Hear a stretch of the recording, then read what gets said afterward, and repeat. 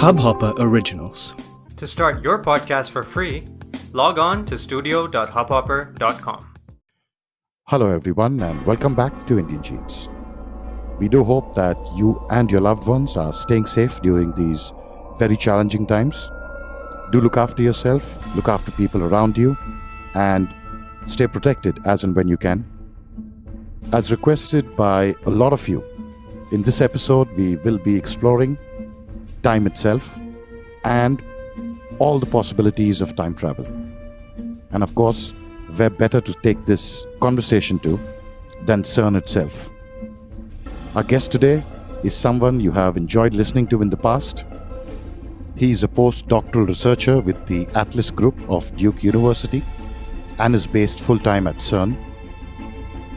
His research focuses on finding explanations for some of the key unsolved mysteries of the universe, like determining what dark matter is, whether the Higgs boson is standard or not so standard, why gravity is so weak compared to the other forces of nature, and whether there are hidden dark sector forces that we've yet to uncover in any of our experiments.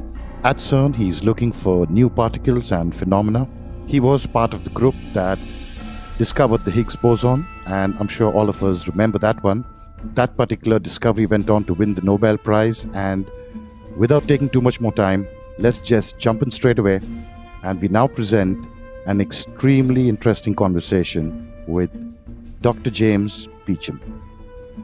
So, James, from everyone here at Indian Genes, a very big welcome back again, and I have to say, and all of my listeners would agree with me, you started this all for us way back about a year ago when I think not many people had heard of Indian Genes. We had like a few listeners and there was not that much of reach. But the last time we spoke, we went on for maybe 4 hours and a lot of feedback came in and they wanted to hear you again. Specifically, we touched on time travel, but we are here now. So once again, James, it's been quite a ride for us. How has it been for you?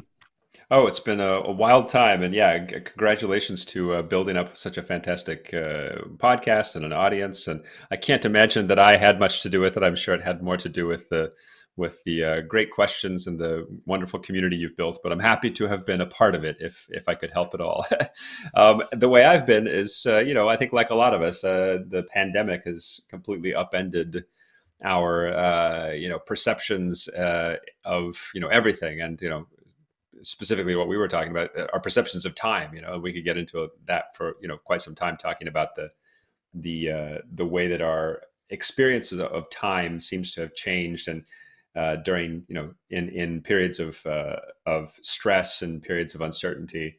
But yeah, it's been great. I mean, there's since the last time we talked, I guess more research has gone on, amazing things have been learned, plans for the future are being made. Particle physics, it doesn't know where it's going, but it knows it's going somewhere really revolutionary, but we just don't know where the revolution is going to be. So it's been an exciting time from my end as well. Right, and so many things have changed on ground. You've just mentioned that, but in the air as well, with Perseverance now on Mars, and all of us are thinking mighty things, right? Oh, yes. That's very, very impressive, right? To, have this kind of confluence of not just Perseverance, but multiple satellites going to study Mars at the same time. Yeah, it's really a remarkable time to be alive if you think about it. I mean, just imagine being able to, speaking of time travel, imagine if you were able to magically go back in time and tell Isaac Newton that humans just landed a satellite probe on Mars and they're taking some photos. His mind would probably be blown. And we'll definitely come back to time travel. But for our listeners, since you're back, and we would just want to know what's the latest at CERN. I think we heard about one of the new reports come out from, I think it's Cloud, talking about the warming polar climate. And is that a study that you're also involved in? No, I'm not involved in the CERN Cloud study, but that is very, very interesting, of course. And the most recent coming from them, I think you just mentioned it, right? I mean, they've done some really interesting studies, having to do with these possible links between galactic cosmic rays and cloud formation, right? So this is a very interesting thing.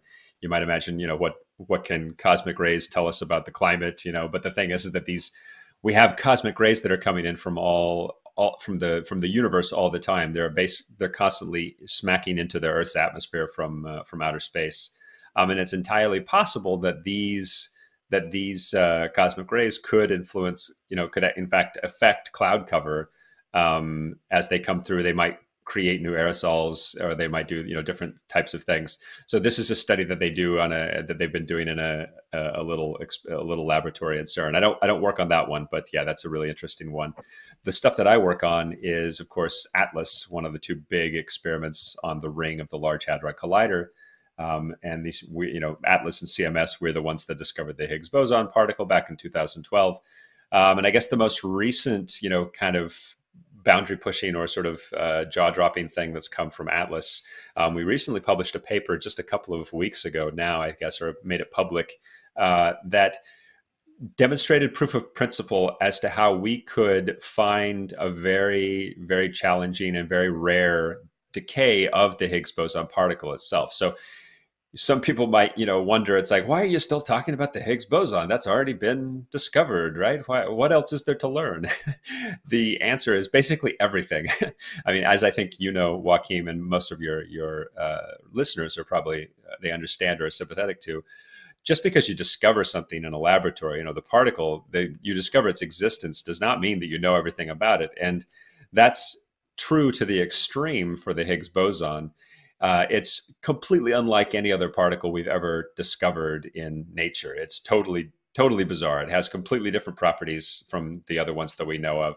And it's also totally bizarre in the sense that it was predicted by the standard model, this capital S, capital M standard model of particle physics that I think we talked about last time. The existence of the Higgs boson was predicted back in the 60s and 70s, but its exact mass and energy range that you should look for it was not predicted. And so this made it very, very challenging to figure out where it was going to show up in our experiments. And that's why it took, 40, 50 years to finally pin down where this thing was. You had to build a large enough experiment like the Large Hadron Collider to find it, to be able to create it in the laboratory in abundance and measure its properties. And so once you find it, though, you basically know everything else about it, what it should, how it should behave.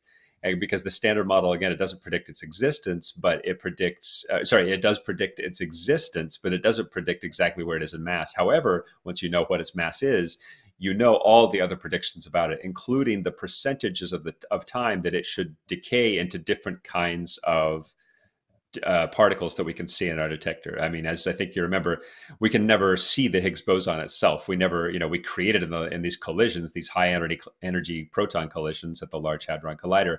But when we create it, it only lives for 10 to the minus 25 seconds or something like that, before it then decays into other things. And those things are the things that hit our detectors. And these are things like photons. We can have 2 high energy photons that hit our detector. We're very good at detecting photons, and we can figure out if they came from a Higgs boson. It can also decay into, say, 4 muon particles, or it can decay into some other things. But one of the so there's some of these kind of standard decay modes of the Higgs boson, the ones that quite frankly, the detectors were built in large part to make sure that they would be able to detect them right off the bat when we started taking data back in 2010. And that's really what drove the discovery, the discovery of the existence of the Higgs boson particle.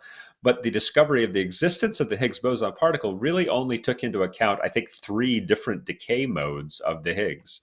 But there's a bunch of other ones, and any one of those, and they're all very precisely predicted by this standard model. And this standard model, of course, is the thing that we both love and hate at the same time. We love it because it's so wonderful and predictive, and it's arguably one of the most, impressive intellectual achievements of humankind, but it's also very constricting in the sense that it doesn't explain things that we also know exist, like gravity or dark matter. These things are not part of the standard model. So we therefore have to, basically what we're all looking for is extensions to the standard model. And if you were able to find some kind of deviation from a prediction in the standard model, specifically with the percentage of the time that the Higgs decays to one thing versus another thing, this could be our little window or portal into new physics, into new beyond the standard model physics, to help us understand some of these gigantic open questions that we've had for a very, very long amount of time.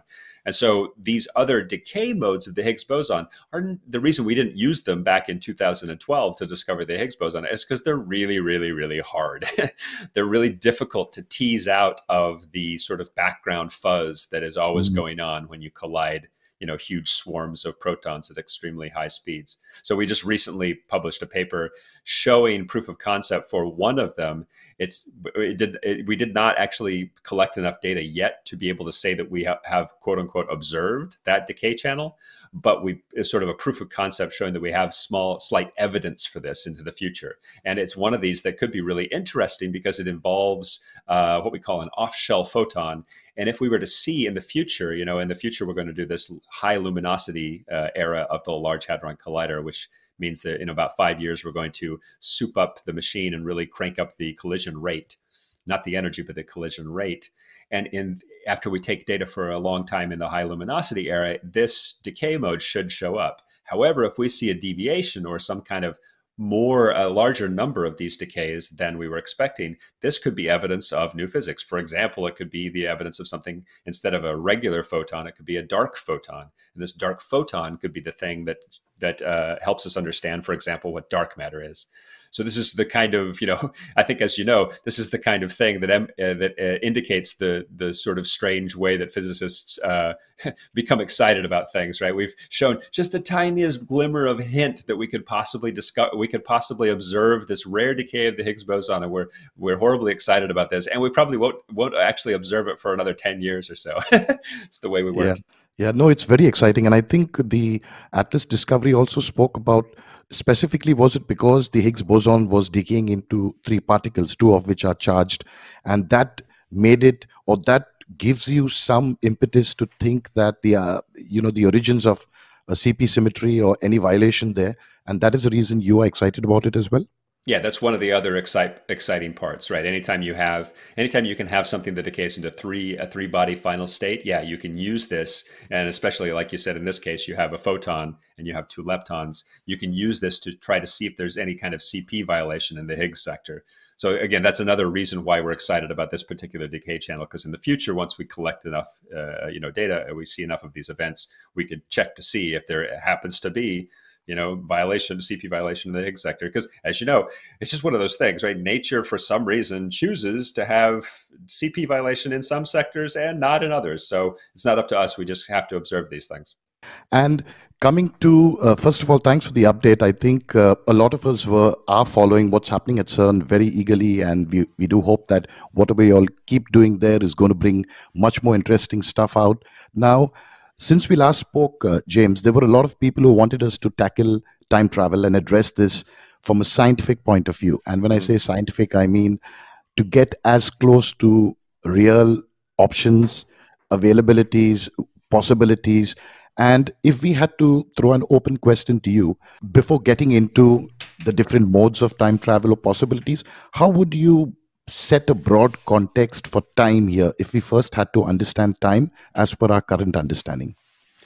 Well, that is one of the $1 trillion questions to put a dollar amount on an arbitrary one, right? And it's in the sense that the question you ask is almost it's simultaneously so simple and also so complicated that it defies any kind of straightforward answer.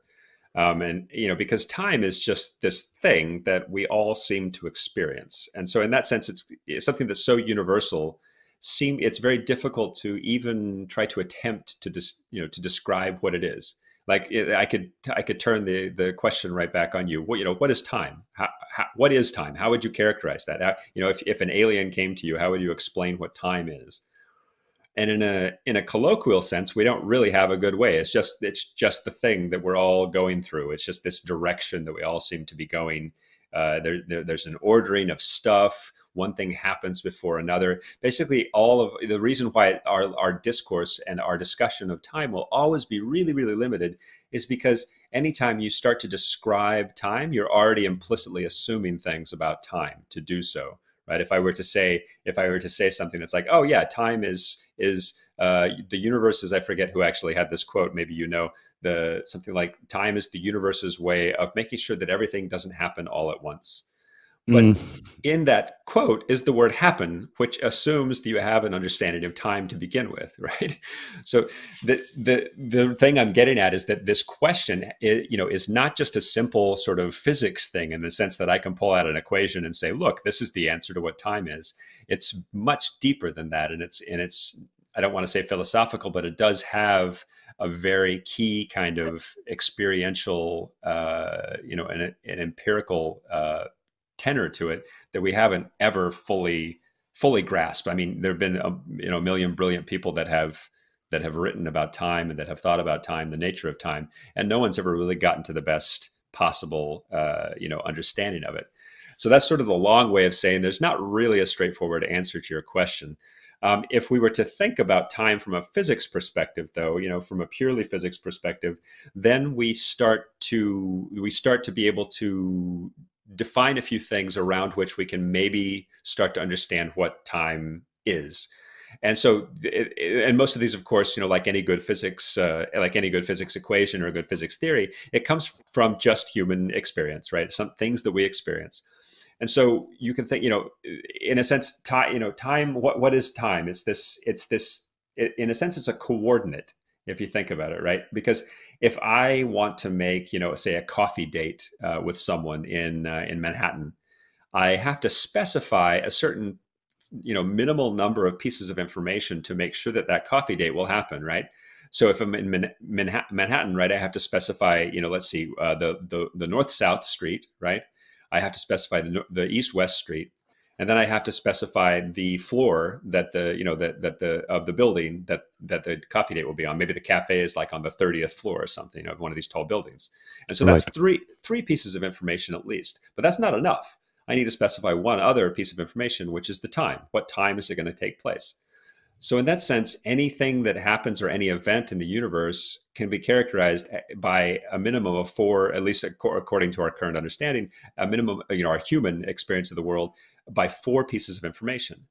And so in this sense, time is just another coordinate, just like space, right? So it's a direction in which stuff could happen. It's a specification, it's a parameter in a way. And in that case, you might think, okay, so space and time are, sort of similar. They're similar things. But then there's also, that immediately brings up a huge limitation, right? Because in space, spatial coordinates, spatial dimensions, we can move forward and backward in those. I can move forward and backward in my chair, and I can move side to side in my chair, I can jump up and down, but I can only go one direction in time. And so in that sense, time is, so we then can conclude that time is not like the other dimensions that these coordinates that we talked about, the dimensions of space.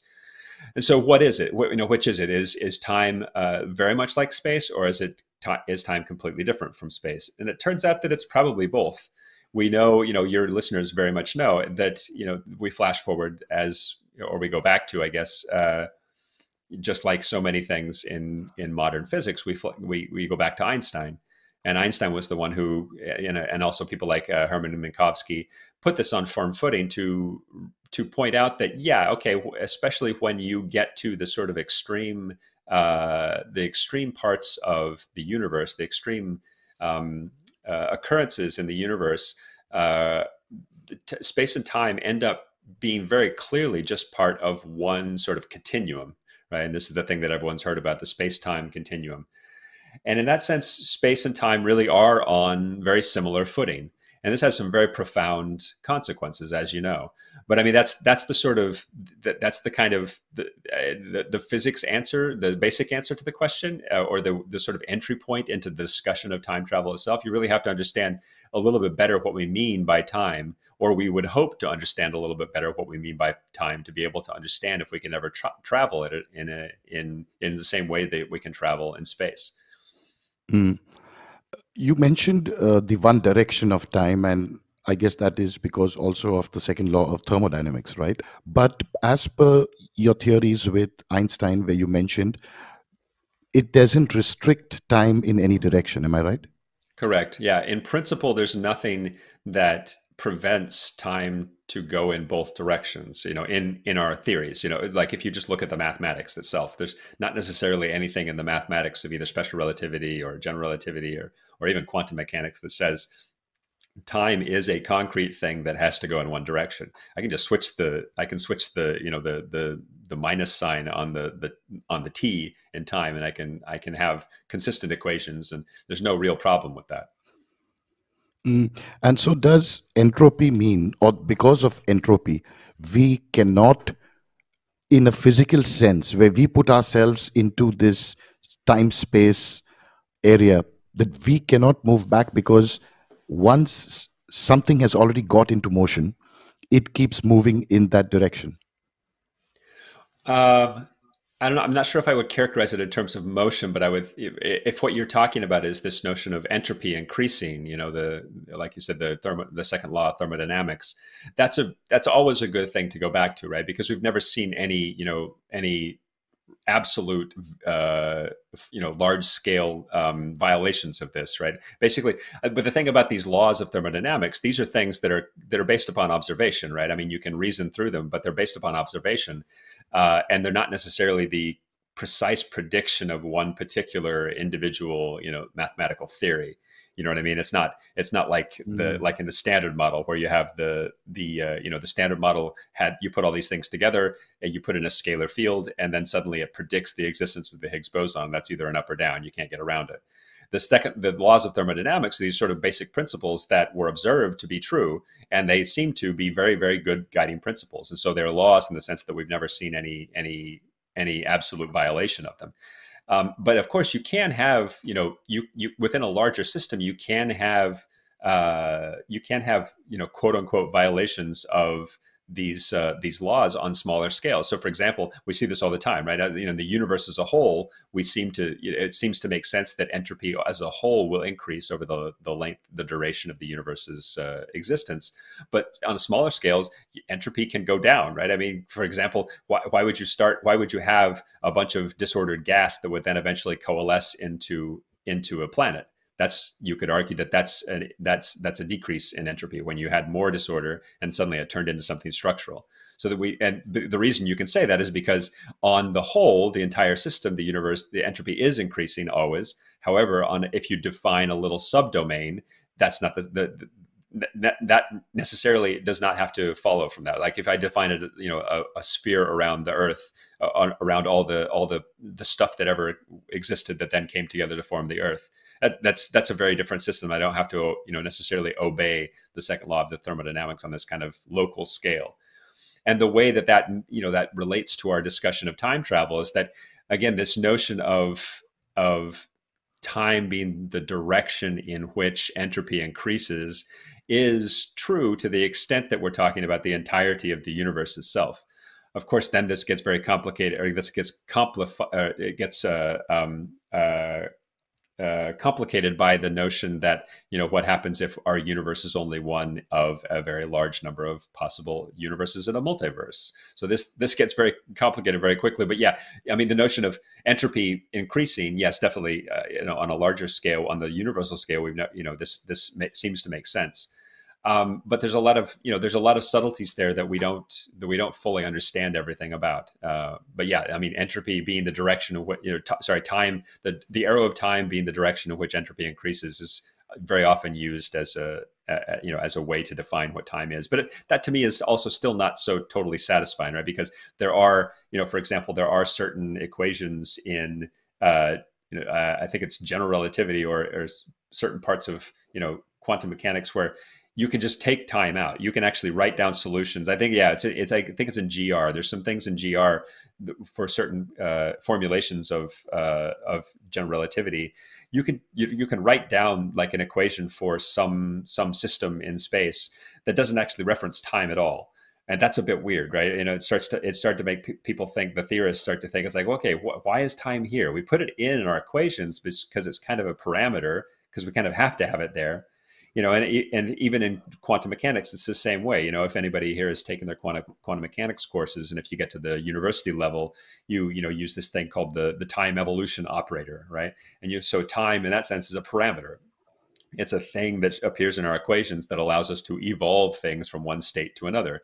But again, those discussions that description there is still very circular in a way. It assumes the existence of this thing that we're trying to explain. So that's not so satisfying to me either. And the moment we put ourselves into this uh, description or what we are trying to find out, I guess there are two thoughts here where on one hand you have those that see the flow of the present as objective, and on the other hand you have a group who sees it as artifacts of maybe subjective, the way we perceive the world subjectively. Mhm. What do you think, and what are your views? Yeah, well, that one's tough too because it really gets back again. I hate to keep going back to the philosophical implications here. I would like to be very hardcore, physicist only, but really, when you get into really hardcore physics, you're kind of doing philosophy at the same time, right? So it's kind of unavoidable. But the answer to your question is that that really again underscores one of the main problems that we have discussing time, is that there's a difference between time as some kind of physical parameter, which I can just put in my equations and I can use it to evolve quantum mechanical systems, or I can use it to describe how certain types of, black holes will evolve and what time, when a black hole will evaporate, trillion years in the future. But there's a difference between that and then also our human perception of time, right? There seems to be a big disconnect between time as something that is measured and then time as something that is experienced, right? And so this gets at another key point about time, is that we have, even forget for a second the sort of extremes. I mean, I'm happy to talk about the extremes of general relativity and quantum mechanics, right? Where backward time travel might be possible and wormholes and blah blah blah. But even just you and me on Earth, right? There's a huge difference between what the clock itself will tick out, and measure, and what we will experience. And we're all experiencing a version of this right now with this pandemic. So many of us are working from home and we're staying indoors to try to, limit the spread of this terrible virus. And what that has sort of done is it's upended our normal expectations and our kind of our normal day-to-day experiences, where we had a much more clearly defined and set of experiences that were embedded in time, right? So my experience of time is very different when I get up in the morning, have a shower, have some coffee, go to take the tram to CERN, work all day with my colleagues, in the laboratory, in the office, and having a coffee chat, and then come back, on the tram to go home. So that my day is very clearly delineated in certain types of periods. There's a period when I'm doing X, there's a period where I'm doing Y, but now that's sort of been flattened, right? And as a result, at least in my experience of time is very different from what it was before. Sometimes I feel some periods I feel like I'm experiencing time very, very quickly. It seems like it's running very quickly. Like if I think to myself, it's like, my God, the pandemic began almost a year ago. That seems like that went by really, really quickly. But then there's other times during the day when I get sort of fried from doing too much work, and I lie on the couch and flip through TikTok videos of cute dogs running through the snow to try to relax or something.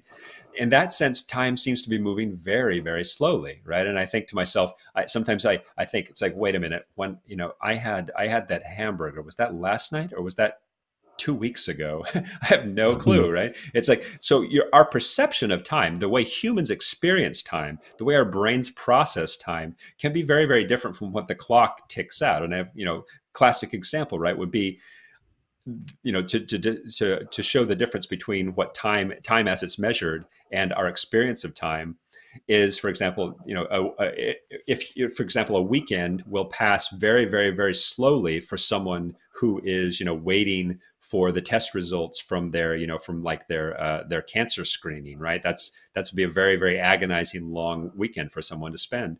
But a weekend can pass in the blink of an eye if you spend it, for example, with a loved one or a beloved or a significant other, on a romantic getaway to a Mediterranean island, right? And so our experience of time, but in both of those cases, both of those humans, the exact number of revolutions of a cesium atom will be exactly the same, right? There's no difference between those things. So this underscores the difference between there's a difference between time as a physical parameter and then our human experience of time. I'm sure this would have come to you at some time about a time machine. And I'm just getting down to trying to travel in time. And What do you think is needed, and where are we stuck at the moment before we can even conceptualize something like this? Well, that is the quadrillion dollar or the quintillion dollar question as well. um, so yeah, cutting right to the chase. Well, will we ever be able to travel in time? Right? I mean, this is a very fascinating question, and it's something that has preoccupied humans for a very, very long time. It's been a staple of science fiction for forever. And it's also been something that physicists have been thinking about in a concrete way for a very long time as well, because it goes back to that thing, right? It's that sort of desire. It's like, well, okay, if space and time are kind of the same, on the same footing, especially when Einstein points out that they're two, Einstein and Minkowski point out that they're two parts of the same continuum, which is space time. So anything I can do in space, I should be able to do in time as well, right? So why not? Why is that not the case? So this goes back to the thing we were talking about. Time seems to go only one direction, and it also seems to go by at one particular rate. And so the sort of simplistic answer to your question is that we are traveling through time right now. We're traveling through time at a rate of 1 second per second, right? But the real question is, could we somehow change that? And the answer, the sort of short answer to will we ever be able to travel through time is probably not. But I will never rule out the notion that human ingenuity will somebody will eventually be able to figure out how to do this, because you get into some really sticky stuff really quickly. The way that it kind of goes back to this thing we were talking about with space-time being one sort of manifold in a way, and how it is that we would manipulate time in the same way that we can manipulate space. And the reason, what I mean by manipulate is that, as you probably know, the really fascinating thing about space-time as a concept is when you take something like general relativity, which is Einstein's description of gravity, and you take it to its kind of extreme edges, you start to see some really wild things. And not even general relativity. Go back to special relativity in 1905, right? So Einstein pointed out that as something moves faster, as it goes faster and faster and closer to the speed of light, it was observed by Einstein and Minkowski that time itself starts to slow down for this thing that is going closer and closer to the speed of light. And it's almost as though space and time are two kind of complementary and connected realms. And so if you as something traveling through the universe, if you expend more of your effort to travel through space, you spend less of your effort. That means that you will travel a smaller amount of your stuff in time. And vice versa. If I spend all of my time, if I spend all of my stuff, or I spend all of my existence only in time, then I spend less time in space. And this is sort of this observation that we've had for a very long time, We've this observation that it's like if I'm moving a lot through space, I move less through time. It's almost as though these are kind of complementary and contradictory axes, if you will. And so, and this kind of pops out of special relativity, and especially when you combine this with general relativity, you realize that if I take this to its extreme, this can be really, really fascinating. And because we see that anything that I could do to space, I could also do to time as well. And this starts to get really wild, because then when you combine special relativity and build upon it, and suddenly you have this thing called general relativity. General relativity is where you have it's a completely different step in a way than special relativity. Is that general relativity is the best description that we have of gravity. And you might ask, how does gravity work, and why does gravity exist? Well, gravity is, as you know, is not like the other forces of nature. We know that electromagnetism operates via these vector fields and these sort of field lines that are everywhere, and that's the way that it works. Gravity is a little bit different in the sense that gravity operates by when you have a large amount of stuff packed within a certain volume, it ends up deforming the fabric of space itself, so that one body seems to be falling toward the other. And this, I think, you know quite well. It's one of these standard analogies where you have like a rubber sheet, you hold it tight on all corners, and then you put a bowling ball in the middle. It deforms the fabric of the space itself. And so if I were a marble floating along, or rolling along the rubber sheet, from my perspective, I'm going in a straight line. But from a larger perspective, I will be bent as I go past the bowling ball, and my straight line path will be bent. So this is how gravity works. I can actually bend space by putting a certain amount of stuff in one particular place.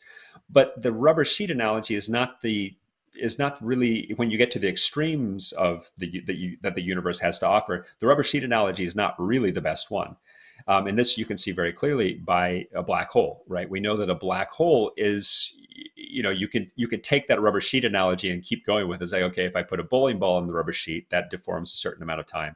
It has a certain deformation that's quite severe.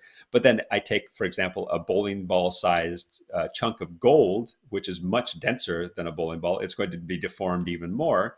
And eventually I put something that's so dense there, it deforms the rubber sheet to such an extent that it's almost like it's a puncture in space-time or something like that.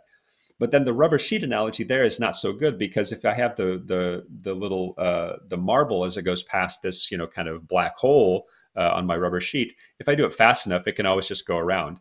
However, the better analogy there for how space is behaving near a black hole is more like a sinkhole in a reservoir, like a reservoir filled with water. So some people have probably seen these images where several places in the United States where they put a dam on a river, and then the dam has built up a reservoir of water behind it that's very flat, and then there's these particular sinkholes they put actually in the middle of the water, which is sort of like it looks like a drain. And most of the time, it's just kind of sticking up with this cement thing. But then when the water level gets too high, it starts to go into this drain. And it really just looks like a kind of a cone. It's like a conical funnel. And when you see the water going into it, that's a better analogy as to what a black hole is, because what's actually moving into a black hole is not necessarily stuff, but space itself. Space can, in fact, when you go to the extremes of our universe, space can flow. And so in a black hole, what's actually flowing into the black hole is space itself. So if you imagine you're a fish swimming in the water in this reservoir, as long as you stay far enough away from the sinkhole, you'll be okay, because you have a sort of top speed at which you can swim. But if you get too close to the sinkhole, the water will be flowing toward the middle of the sinkhole faster than you can ever possibly swim. And therefore, there's no way for you to ever get out. This is what happens. This is why we say that light can't escape from a black hole, right? It's because space itself is flowing faster than the speed of light, and light can't get out. And so that's sort of like, that's how a black hole, that's a better metaphor for the black hole, is this kind of sinkhole in the water. So the reason this is important to our discussion is that if space, so we know the following: we know that gravity at its extremes can deform space very severely. But if space and time are two parts of the same continuum, then a huge amount of gravity and a huge amount of stuff also has to deform time. And we know that this is the case. And so this is the part that's really, really alarming, right? It's like, this is the part that's both bizarre, and it's also something that a lot of movies actually get right. So for example, Interstellar, for all of its flaws, it got some of this, the space-time stuff quite right. If I am, as an observer with a clock, if I go closer and closer to a black hole where there's a huge amount of gravity and there's a huge amount of deformation of space and time, my clock will run faster than my clock will run slower than the person who stays farther away from the black hole. And so these are very, this is very accurate. And even though we have never seen this, of course, as humans, we've never gone to a black hole to experiment this, or to do an experiment with this on a very, very extreme scale. We can actually observe this on a smaller scale, and it's something that we know exists. So, for example, as you know, the GPS satellite system, right, is orbiting up in space, and it's above the Earth. And the GPS satellites are actually quite far away compared to some other satellites. So as you get farther away from even the Earth's gravitational well, your clock will start to run faster than it does down here on the Earth. There's also a competing effect, that the fact that these satellites are not just staying put, they're actually moving quite quickly. So you have these two kinds of competing events. They're moving at something like, 14,000 kilometers an hour. Right. And so since we know that rapidly moving clocks tick more slowly, you have this kind of competing thing. It turns out that the GPS satellites, because they're moving, they will lose about 7 microseconds per day. But because they're farther away, that's 4 times, the gravity is something like 4 times weaker than it is on the Earth. And that these clocks will tick slightly faster by about 45 microseconds a day. So you have this net result that is something like 38 microseconds per day, which seems tiny, right? 38 microseconds. Nobody here could experience that on a second to second basis. However, if you build that up throughout the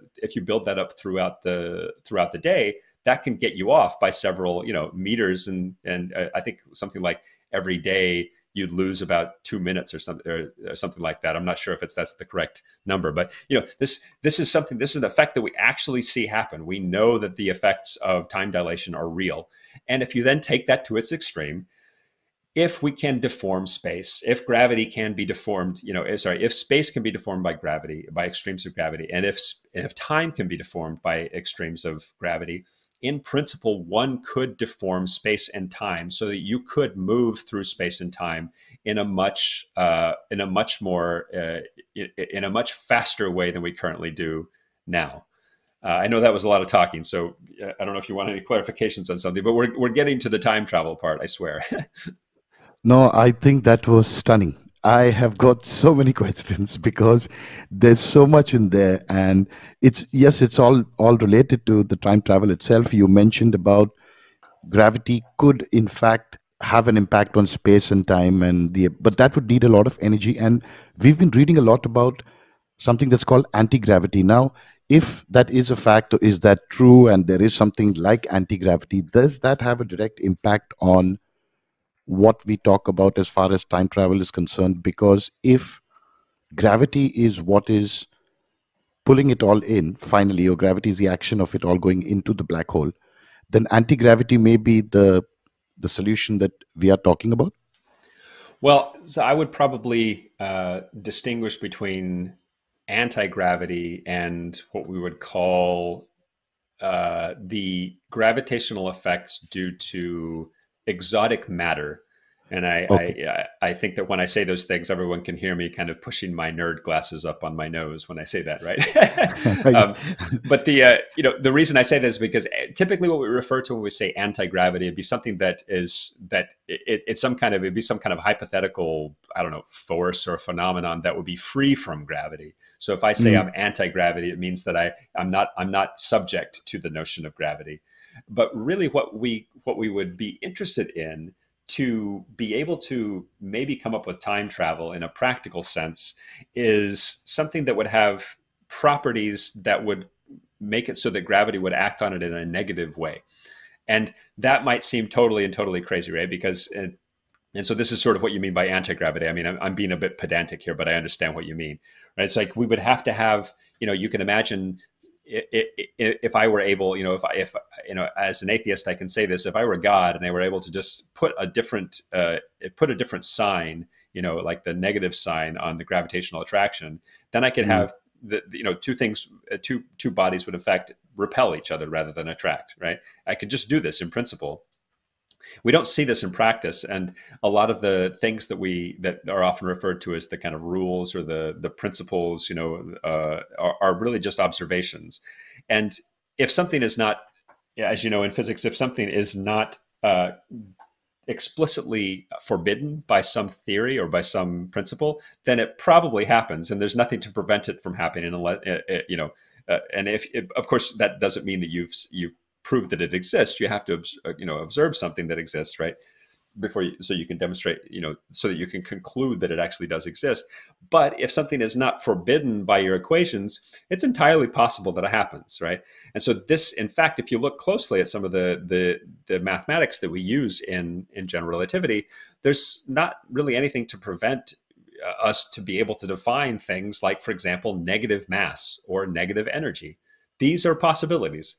I don't actually know exactly what it means to have something that has negative mass. It would still have stuff, but so it'd still have like an absolute value of mass that would be similar to the regular mass. But this negative part would probably mean that it reacts to gravity in a different way. So, for example, you can imagine having like a proton that has a certain mass, about one. We measured an energy in particle physics, right? It's about 1 giga electron volt. Then if you had a negative proton, not an antiproton, because antiproton is where you flip the sign of the charge, the electric charge of the particle, but instead you had sort of a negative proton. Well, what that would mean is that you'd have just a proton, except for some reason it reacts with repulsion to the gravitational force. And this is a bad example, right? Because gravity for a proton is basically nothing. So you can imagine doing something like a moon, right? If you had the moon and then you had somehow kind of like a negative mass moon, that would react with repulsion to the regular moon. So, and you can do this again. We've never observed this, but honestly, there's nothing to prevent it. It's just that we would have to figure out what that means and how to figure it, how to see it in a laboratory. We also know, related to this, and it's not just some kind of fanciful sort of like science fiction-y idea. We know that things like this, phenomena like this, occur all the time in the universe, always. But it happens on a really, really small scale. So this is where this is kind of getting at the heart of this entire discussion. To really answer all of the questions we're going to have today on all the things we're talking about, we will probably need to go beyond our current understandings of both gravity, general relativity, and quantum mechanics, because there's so many things that we don't understand about both of them as they work together. And if we were to be able to figure out some coherent theory of quantum gravity, we would understand much better the nature of time. But so leading up to that, so we have gravity, but also like in quantum mechanics, we know, as you know, quantum mechanics is at its heart, it's a probabilistic theory. And what that means is that it's all about fluctuations. It's all about stuff happening almost randomly, in principle in a calculable way. But there is a definite there's a sense of uncertainty and randomness built into just the fabric of the theory itself. And this happens, not just on the kind of microscopic scale that we, of like particles and atoms. It happens at a very, very much smaller scale. So if you were to take the empty vacuum of space and suddenly have some kind of magic, I don't want to say microscope because micro is the wrong order of magnitude, but a 10 to the minus 43 scope, if you were able to look at the fabric of space itself down at the level of, say, 10 to the minus 43 meters, you would start to see this thing that you've probably heard referred to as a quantum foam. And this is basically a bunch of roiling particles and antiparticles and things that basically fluctuate all the time at the very smallest scales in our universe. And you can think of it like if you're in an airplane and you look down at the ocean. From the distance of the airplane, the ocean looks like a flat nothing, right? But if you take a drone and hover right above the ocean, it's roiling up and down, and there's foam, and you'll have like a wave that will go up, and the water next to it will go down to compensate. So this is all fluctuating all the time. And this is what the fabric of space itself is doing as well. If you were to zoom in on it, due to the uncertainties built into quantum mechanics, this has to be happening all the time. And these are fluctuations not just in, say, particle-antiparticle pairs. And again, the particle-antiparticle here is either, refers to opposite electric charge. In principle, you can also have energy and negative energy fluctuations. This entirely can happen. As you probably know, this goes back to things like these different uncertainty principles, right? We know that if you have two different variables that have a particular relationship in quantum mechanics, the if they're related by one of these uncertainty principles, they, it satisfies some particular properties of the differential equation framework that you use to describe them. If you know one of those variables to very, very high precision, you basically know nothing about the precision of the other property, and vice versa. So the standard ones that we know of are things like position and momentum. So if I have a particle, I know very, very precisely where it is, I don't really know anything about how fast it's moving, and vice versa. If I know how fast something is moving, I don't really know anything about its position. And we know that this has been experimentally verified all the time, and it's something we use all the time. But it's not just position and momentum that this happens to. It also happens to other kinds of variables. So two of them are energy and time. There's a relationship between energy and time that's very similar to the relationship between position and momentum. And so what this means, though, is that if I have this, so if I have sort of like a time window and an energy window, and if I know, the specific energy of something, I don't really know when it happened. And if I have a specific time for when something happens, very, very precise, then I don't really know anything about what its energy was. And what this means at the very, very small scale is that if I want to actually borrow some energy from the universe in a negative way, I can in fact do that as long as I give it back to the universe within a certain amount of time. And so the smallest possible quantum mechanical scale, this is fine. So like I can actually cheat, and it seems cheating, right, to have negative energy. What does that even mean? And so, but I can do this at a quantum mechanical level as long as I as long as I kind of make up the budget within a certain amount of time. So that's why we have this constant fluctuation at the quantum foam level. But then you take that to its next level and you start thinking, okay, well, if that's happening all the time, I can have a positive energy and negative energy fluctuation right next to each other. What if this were to happen on a larger scale? What if I were able to like somehow boost this up to the macroscopic scale where, quantum mechanical effects aren't so important anymore, and I don't have to give back this sort of negative energy thing within a certain amount of time, because I have this big positive energy density fluctuation right next to it. So this is where we start getting into this notion of possibly using these, using a positive and a negative energy fluctuation, and somehow because these will be these will be sort of quantum mechanically connected, and somehow making them larger. What if I were to have it? So this is related to general relativity in the sense that, as you know, if I have a positive, just speaking of, whenever I say energy in general relativistic sense, energy and mass are kind of equivalent, right? It has to do with energy density. That's the stuff that we have to keep track of. And if we have a large amount of that, it deforms deforms the fabric of space-time quite heavily. You think if I have, a black hole is a huge amount of positive energy density, right? There's a lot of stuff there. But what if I had right next to that black hole that I created somehow some kind of negative energy density as well? Then suddenly I'd have sort of like a counterpart to that, sort of the counterpart to the black hole. The reason this is important is that when if I were to this is sort of like a hypothetical way that I could in principle control some method of tunneling through space and time. That's a method that you and I don't have access to right now. Because we also have to think about what, the kind of logical extension of what I said earlier. So if we have the following conclusion, I take a lot of stuff, a lot of energy and mass density, and pack it into small enough volume, I know that I can deform space.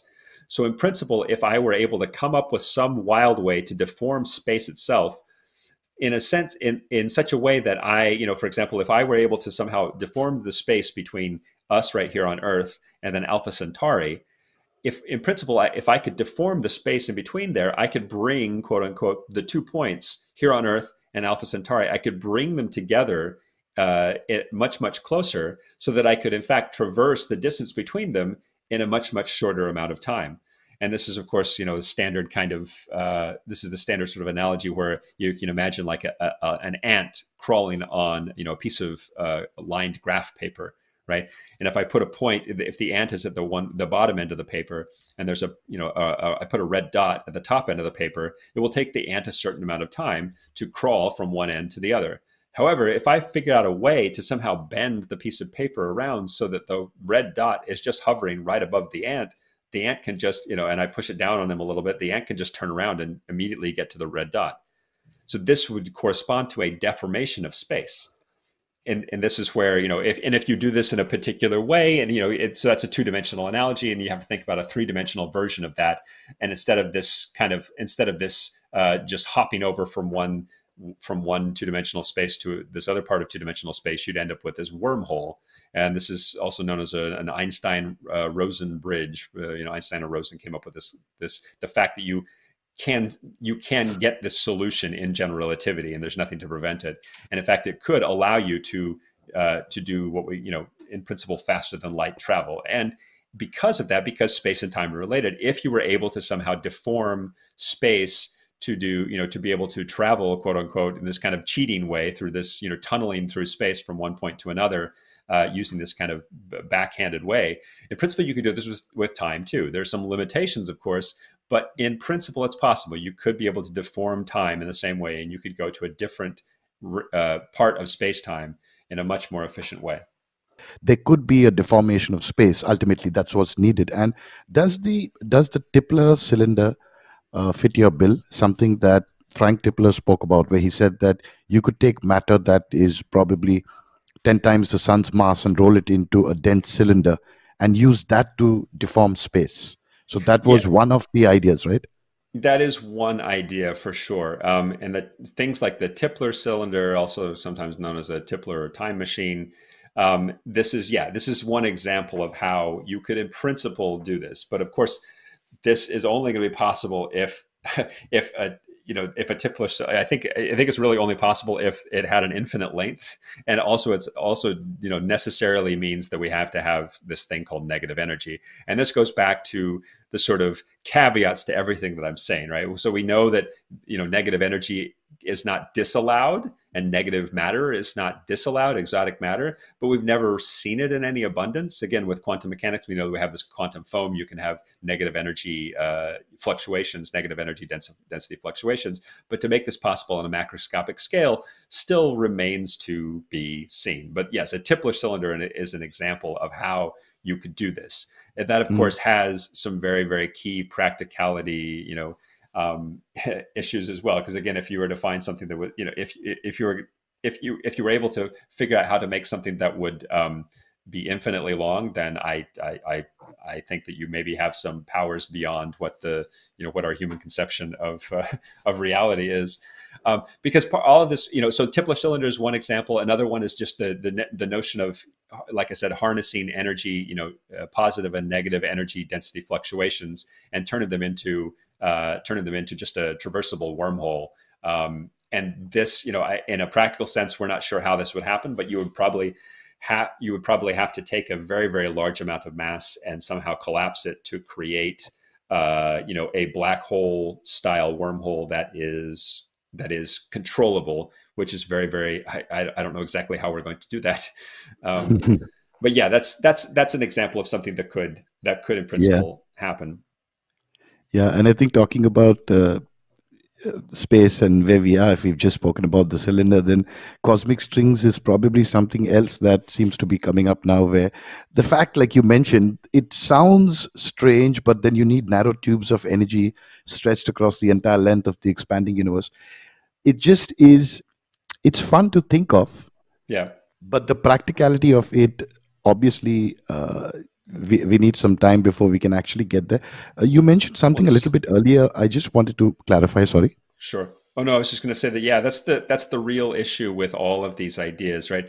We can have all these fantastic, faster than light travel ideas, and all these wonderful, like Tipler tubes, Krasnikov tubes, the wonderful Alcubierre Drive idea, which I'd love, I'm happy to talk about more. That's a really fun one. Yeah, could you tell us more about that? I've not heard of that, actually. So the Alcubierre Drive is really, really fascinating because it, in principle, subject to some huge caveats, in principle, it might avoid the need to have one of these mega structures, right? Because all of these things that we're talking about, like the Krasnikov tube or the Tipler cylinder, these are more or less gigantic mega structures in a way that need to exist, and you need to be able to make these things on a very large scale, which is totally beyond what our civilization could possibly do, or that in principle any civilization could do. These are thought experiments that might lead to something, but they're very kind of, they seem extremely unrealistic. Again, I don't want to rule out the fact that somebody at some point in either our civilization or another one will be able to actualize them. But the Alcubierre Drive is way more interesting to me because, for two different reasons. One is that there's this, it was a physicist in Mexico. His name's Miguel Alcubierre, and he instead took a different approach to trying to figure out how to create some kind of machine that could enable faster than light travel, because that's really kind of what we're talking about here. And anytime you talk about something that goes faster than light, or like a warp drive, from science fiction, this could, in principle, because you can go faster than light, it means that you're bending space in such a way and again, if anytime you can bend space in an extreme way, you can in principle bend time in an extreme way too. So a faster than light drive could in principle enable time travel as well, if it's arranged in the right way. But the Alcubierre Drive, it's great because Alcubierre took it from a different perspective. He didn't look directly at the beginning parts of Einstein's equations and say, okay, if I start with Einstein equations and general relativity and I go through blah, blah, blah, then I can come at this particular, solution and a metric to describe, a particular type of, problem that I want to, a particular part of the universe that I want to describe, or some phenomenon. Instead, he went the other direction. He's like, okay, what solution would I need to construct that would enable me to make some kind of faster than light phenomenon happen in the universe? And then he worked backwards. He's like, okay, that would mean this, and he wrote it down. And then he worked backwards into Einstein's equations to say, okay, yeah, that actually works. It's not disallowed by the rest of general relativity. And the way it would work is this. So the problem that you have anytime you're talking about moving faster than light, and again, moving faster than light means moving over huge distances in space-time at a much, much smaller rate than it would take you if you just moved at a reasonable rate, is that's moving faster than light is obviously impossible for stuff, right? The whole notion of c being this speed of light, being an upper limit on the way things can move, the whole notion of that is it's absolute. In a vacuum, nothing can move faster than the speed of light. But what that means is that I can't send information or stuff faster than the speed of light, right? So me as so light has to go at light speed. It can't go faster than that.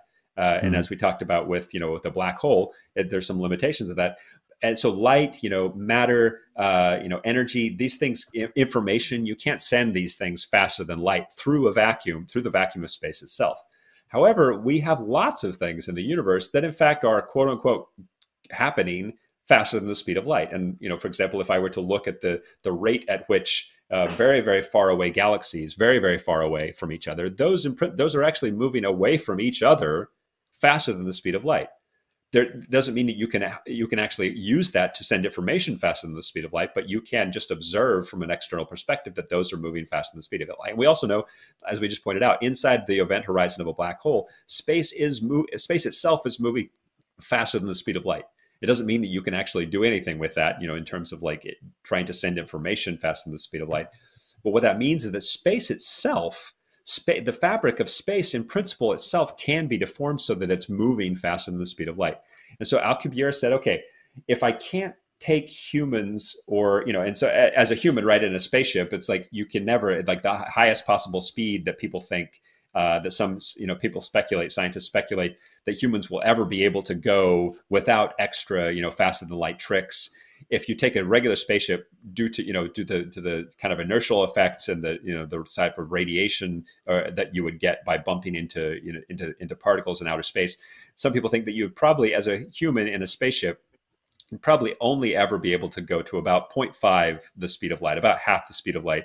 Beyond that, you'd probably be incinerated by bumping into these space dust particles at too high of a rate, and you get other types of inertial effects and things like that. So just sort of out of the box, humans can't go much faster than that. So that beyond the sort of special relativistic effects, like the closer stuff, when you take stuff, matter, and the closer you get it to the speed of light, in fact, the more massive it becomes and the more difficult it becomes to push it, to keep it going forward and forward. Beyond that, there's also practical issues. So Alcubierre is like, okay, what if instead I don't try to move the spaceship faster than the speed of light at all? In fact, I don't try to move the spaceship at all.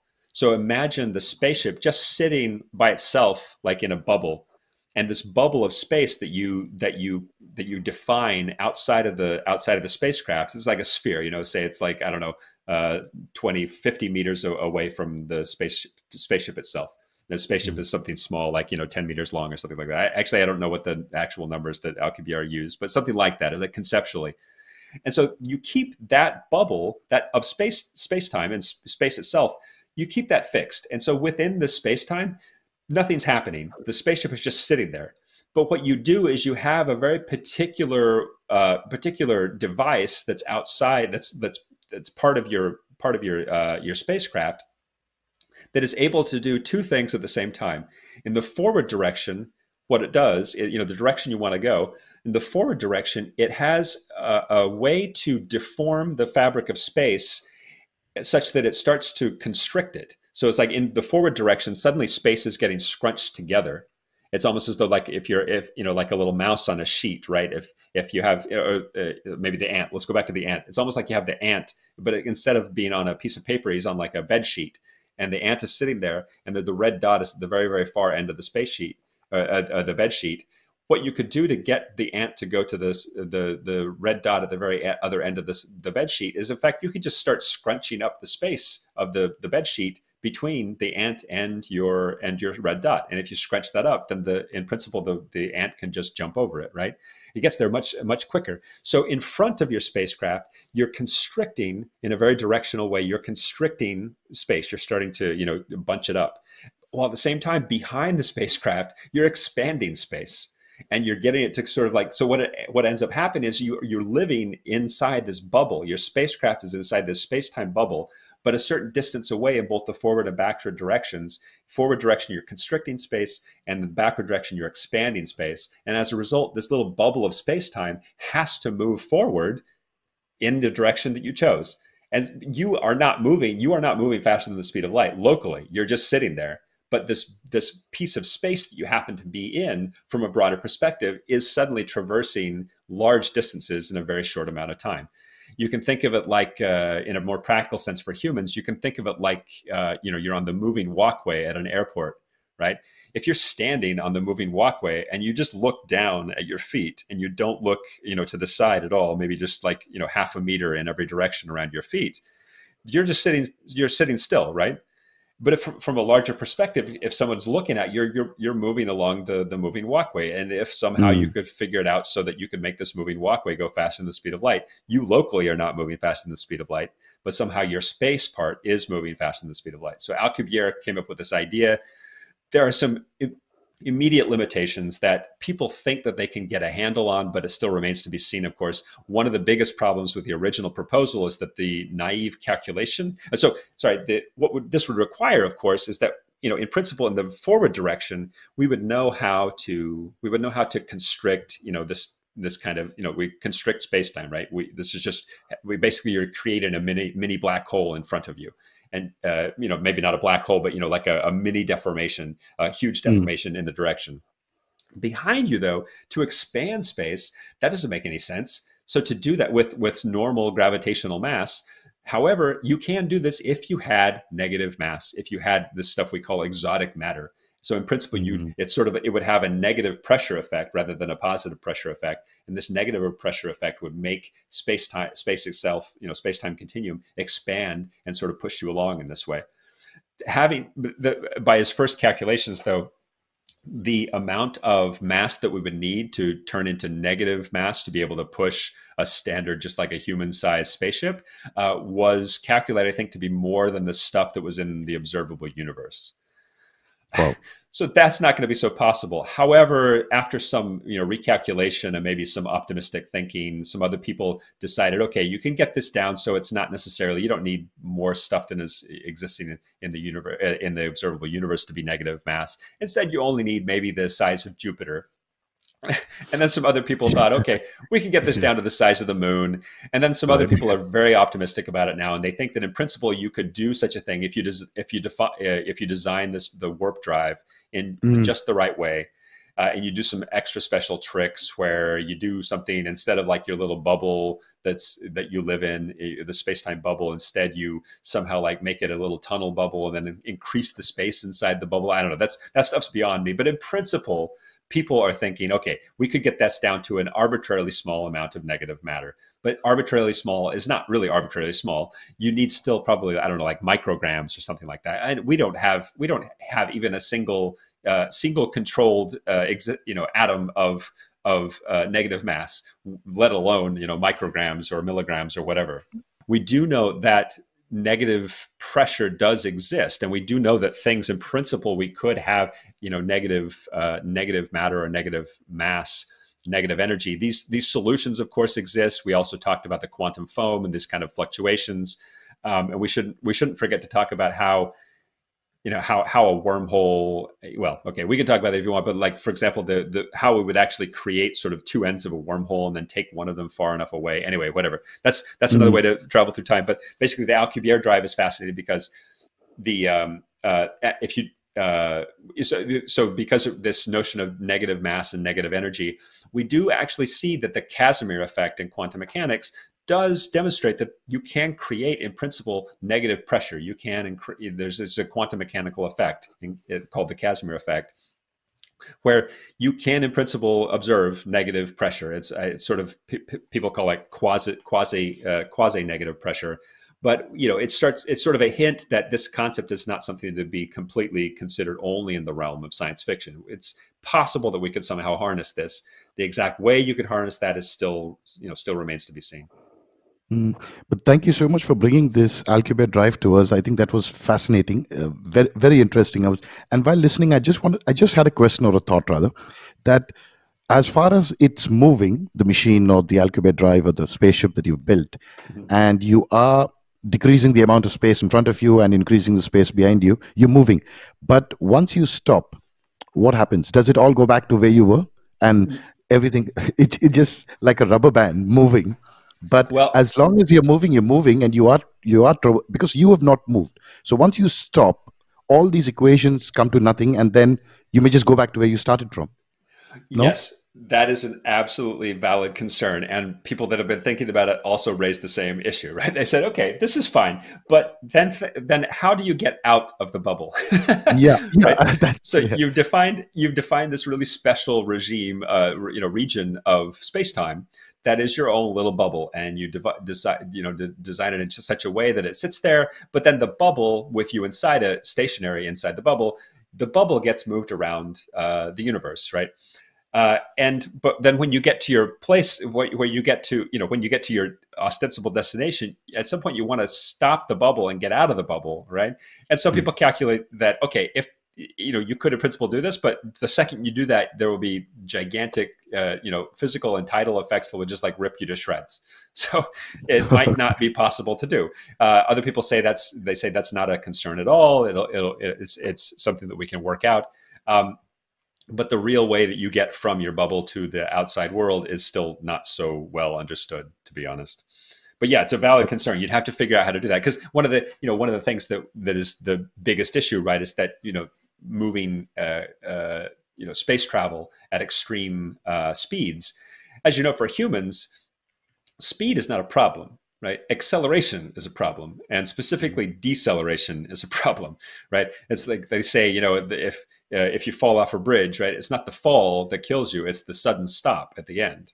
And it's true. It's because humans are not, we're fine with, if you're in a high speed train, right, that's going at a constant speed, that's not accelerating either, in speed or in direction.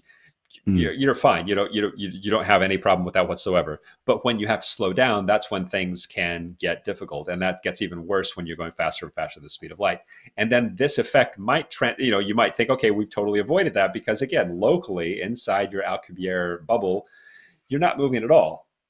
But at some point, your bubble has to slow down. At some point, this kind of domain wall, how you define this bubble, and the region in front of you, which is the space that's being constricted, and behind you, which is being expanded, those have to go down to nothing. Those have to go back to smooth again. And once you do that, some people think that that's going to cause these extreme sort of effects that will end up just shattering your bubble and killing everything inside. You mentioned something interesting. You mentioned when you just started here, you said in this particular piece, you said that people don't know you would not know how to get outside your bubble to the real world outside. I think that's pretty true at the moment as well for a lot of people, but I don't want to get so with all that's been happening around, yes, I think there are a lot of people still in the bubble and not able to connect with the real world. But that was just an interesting thought. So, James, you were mentioning earlier about the wormhole travel, and how could that be simplified for a lot of us listening? Yeah, so wormhole travel, time travel would, it's related to, there's still a lot of problems with the concept of traveling through time. And, let's be honest, the thing that a lot of us are really interested in doing is traveling backward in time, right? Moving forward in time, we are moving forward in time. And in fact, we know how to move forward in time in a pretty straightforward way. If you wanted to move forward in time faster than you are now, then you need to, again, go, extremely, to extremely high speeds, in a spacecraft, and then, turn around and come back. And then time would have passed for a very short amount of time for you, but everybody here on Earth would be, would have passed by, a lot more time, decades. Maybe a year for you would be decades for everybody else. So we know how to move forward in time in a pretty good way. Moving very, very far forward in time will require these things like, the Alcubierre Drive, or these other types of tunnels and cylinders and things we've talked about that seem to be beyond the scope of our civilization. Moving backward in time is sort of the goal, right? It's like kind of the dream in a way. It's like, oh, I wish I could go back in time and not say that stupid thing to my boss. Or it's like, oh, this person that I really liked, I made a mistake. I would like to go back and, give them a napkin at our first date dinner or something like that. We would love to go back in time, or even better, go back in time and kill Hitler. That's that sort of a thing. We would love to be able to do that. But going back farther in time seems to be that's the tough one. Again, it's in principle possible, because with general relativity, you can define these things that are called closed time-like curves. And this is sort of just jargon for, this notion that you can define a trajectory in a space-time continuum where your starting point your ending point actually goes back to your starting point in time, or even before the starting point in time. And so one of the ways you could do this is again, to create and then control some kind of a wormhole. And this is a bit interesting because, for example, imagine if you had this sort of like positive and negative energy density fluctuations. Imagine you had them on a very large scale. Imagine you were able to take, to control both positive energy and mass, and also negative energy and mass, and somehow right next to each other, create two different densities, so that suddenly you've created sort of a puncture in space-time in one in the positive, with the positive energy direction, and then another one with the negative energy stuff, and then you somehow connect those two things up. And again, you can think of these almost like tunnels, right? Because there's a three-dimensional analog of we have this sort of two-dimensional space-time continuum we think of, and we bend the 2 points together, and then sort of a funnel joins them together. It'll be a three-dimensional version of that. So they would be sort of like, wormholes or like a tunnel type thing. So if you're somehow able to like deform the geometry of the universe so that these two things are together, and then you could actually move one of the ends, you could actually move one of the ends of the wormhole through space. And as these two things are still connected, you basically take this sort of end of the hole, somehow be able to control it in a spaceship, and then take it very, very far away. In fact, it would be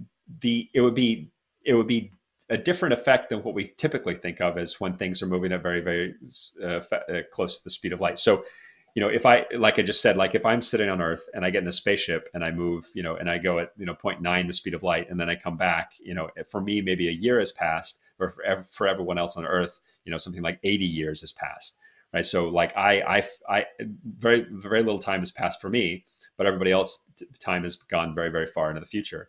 This would be the opposite with a wormhole. So for example, if I have these two connected pieces, this tunnel through space, and one of them I sit here on Earth, and then the other one I take in a spaceship and move it very, very far away, even at something like 0.9 the speed of light, to the same place where I was just going to turn around and come back when I in my first example. But instead of turning around and coming back in the normal way, I just get into the wormhole and I come through. In fact, I will come back just a few seconds after I left. So because what happens is that the deformation of the space and time, these two ends of the wormhole are causally connected. And so that if I end up going into the one, basically what I've done is I've created this sort of connection back to the past immediately. And so in principle, I could take it arbitrarily anywhere I wanted to and come back to where I was before. So this would allow me, I would actually be in a different place in my life, be older than the people that are. So basically, I could immediately leave with this thing, and then I would come back through the wormhole just a fraction of a second later. So then the question is, how can we then control this so that I could in fact go back farther